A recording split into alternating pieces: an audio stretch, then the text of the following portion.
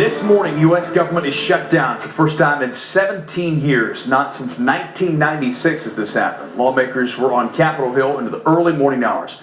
They were not able to work out a resolution on a budget to keep the government running. So today, Senate Majority Leader Harry Reid says the Senate once again will reject a House Republican attempt to tie an emergency government spending bill to making changes in the health care law. But there is some hope here for negotiations. I would hope that the Senate would accept our offer to go to conference and discuss this so that we can resolve this for the American people. We'll come back and try again. So now 800,000 federal workers are off the job. So that means national parks are closed, along with passport and visa offices. Mortgages that are backed by the Fed may now be delayed. Some government service continued during the shutdown, includes Social Security checks.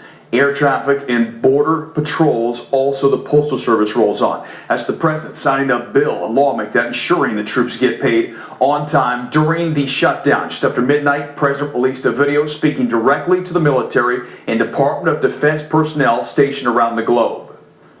You and your families deserve better than the dysfunction we're seeing in Congress. Your talents and dedication help keep our military the best in the world. That's why I'll keep working to get Congress to reopen our government and get you back to work as soon as possible. All right now we're joined with informed insight from both sides of the aisle. For the Democrats, political analyst George Bacharach. For the Republicans, Jeff Simone, Director of Communication for the Massachusetts Federation of Young Republicans. First, I want you both to listen to what we've been hearing a lot here in the newsroom from people in the streets. It's both parties as far as it takes two to tango, so if one part isn't cooperating with the other, then we just don't have a government that's functioning, working together to end this. I think Congress is acting like a bunch of children. I think they have for a long time. I just think every single year it's the same thing over and over again, you know, like let's just move on. We need to deal with other issues. That fine woman captures my sentiments here. Jeff, your reaction? Well, I think if we rewind the clock just a little bit, we go back to 2009 when the health care bill was originally passed. It was passed with all Democratic votes, with no Republican support. And what happened? Well, we know the name Tea Party because in 2010 the Republicans took back the House of Representatives, which controls the purse strings. We know the name Scott Brown because of Obamacare.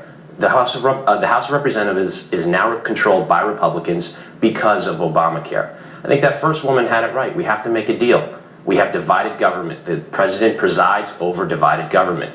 And that's when you're supposed to negotiate. And he's not negotiating. He said he won't negotiate. And this is really just largely a government shutdown that is unnecessary.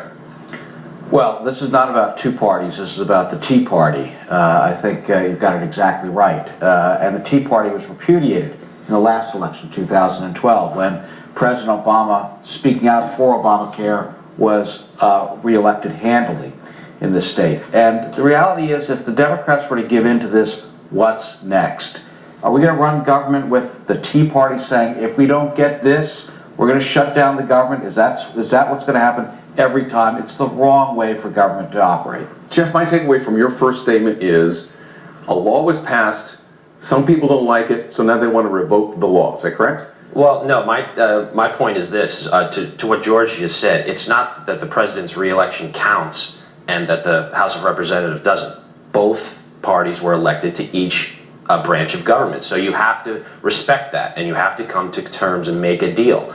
And from the get-go, what you're the saying, shutdown, well, hang on, from the get-go, the Democrats have been saying Republican shutdown, Republican shutdown. The doors of the Senate were closed yesterday because they don't want to make a deal. Oh, they want to use this as political theater. That's clearly nonsense. This is a simple matter. The Republicans have tried to repeal Obamacare, 40 times, 50 times, without success. And this is just one more time. The problem is we're all at risk now. The problem is all of government will shut down because the Tea Party, not even the Republican Party, John McCain would love to have this budget move forward. Others would love to have this budget move forward. But the Tea Party has said, if we don't get our way, we're going to shut you all down. That's what this is about. Okay, Jeff and George, just like the folks in Congress, you guys are not listening to the people at home just as well as them. I'm going to give you one final chance, 15 seconds.